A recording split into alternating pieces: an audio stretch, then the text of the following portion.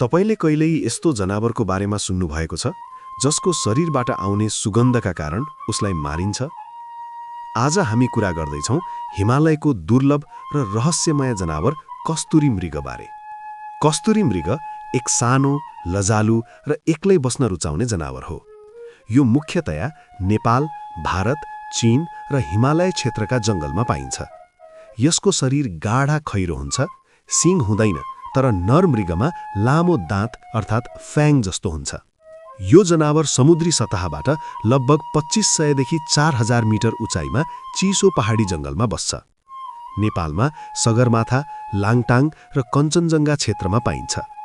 कस्तुरी मृगको सबैभन्दा ठूलो विशेषता हो यसको शरीरमा हुने कस्तुरी अर्थात् मस्क।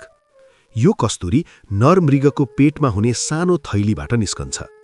यो पदार्थ अत्यन्त महँगो हुन्छ र पर्फ्युम तथा औषधिमा प्रयोग गरिन्छ। 1 केजी कस्तुरी बनाउन धेरै मृग मारिन्छन्। आज कस्तुरी मृग गम्भीर सङ्कटमा छ।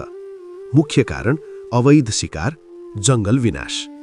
यसैका कारण यो प्रजाति लोप हुने खतरामा पुगेको छ। नेपालमा करिब 2000 देखि 2500 मात्र बाँकी रहेको अनुमान छ। हामीले प्रकृतिको यस्तो अमूल्य सम्पदालाई जोगाउनुपर्छ। कस्तुरी मृगको रक्षा गर्नु भनेको हाम्रो जैविक विविधताको रक्षा गर्नु हो। यदि तपाईलाई यस्तो रोचक जानकारी मन पर्यो भने लाइक, शेयर र सब्स्क्राइब गर्न नबिर्सनुहोस्।